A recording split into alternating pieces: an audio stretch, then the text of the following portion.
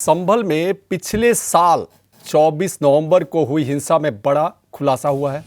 Police ने Dubai में बैठे गैंगस्टर सारिक साठा गैंग से जुड़े मोहम्मद गुलाम को गिरफ्तार किया है। पुलिस का दावा है कि गुलाम हिंसा के दौरान उपद्रवियों को हथियार सप्लाई कर रहा था। साथ ही वह दिल्ली से आए वकील विष्णु शंकर जैन की हत्या की साजिश में भी शामिल था। आरोपी ने 3 विदेशी पिस्टल और 15 कारतूस बरामद किए हैं। एसपी कृष्ण कुमार बिश्नोई ने खुलासा किया कि सारिक साठा को संभल के सांसद जियाउर रहमान बर्ग का संरक्षण प्राप्त है। 24 नवंबर को संभल की जामा मस्जिद के पास हुई हिंसा भड़काई गई थी, जिसमें 29 पुलिसकर्मी घायल हुए थे। अब तक 79 आरोपियों को गिरफ्तार कर जेल भेजा जा चुका है।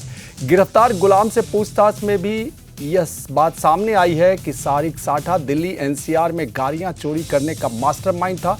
चोरी की गाड़ियां मणिपुर, बर्मा और नॉर्थ ईस्ट बॉर्डर तक भेजी जाती थी, जिसके बदले में हथियार हासिल किए जाते थे। इन हथियारों को देश भर में सप्लाई किया जाता था। नेताओं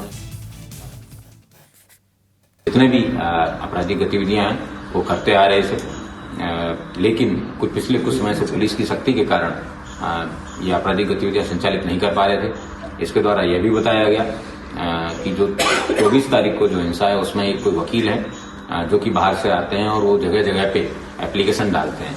इनके द्वारा ये निर्धारित किया गया, जब प्लानिंग में असले देने के समय उन्होंने उसको ब्रीफ किया गया था, उसका फोटो भी उनको बताया गया था कि ये इस तरीके का व्यक्ति है, जोलिए का है, जिसको जामा मस्जिद के अंदर किसी भी सूरत में पहुंच के उस व्यक्ति को खत्म करना है। उससे देश भर के अंदर हिंसा फैलेगी और ये लोग जो हैं देश भर में, दुनिया भर में फेमस हो जाएंगे।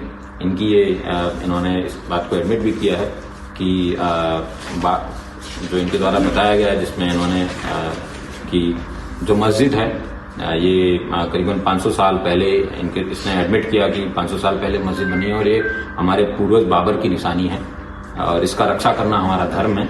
और हमने ठान लिया था, हमारे नेताओं ने भी हमें बताया था कि किसी भी सूरत में सर्वे नहीं होने देना है। और अगर जो भी व्यक्ति जो बीच में आता है, इन्होंने जब पुलिस द्वारा जिसमें stun grenade, chili grenade, rubber pellets, rubber bullets और टीयर स्मोक की कई सारे जब एक साथ फायर किए गए थे, उस धुएं की आड़ में और पूर्व में इन्हीं दंगाइयों द्वारा जब वो सीसीटीवी तोड़े गए थे, उसका लाभ प्राप्त करते हुए इन्होंने अंधाधुंध फायरिंग की। उसमें 4 लोगों की डेथ हुई थी और पुलिस के भी कई लोगों को इनकी गोलियां लगी थी। इन चारों लोगों की हत्या के मेन कंस्पिरेटर के रूप में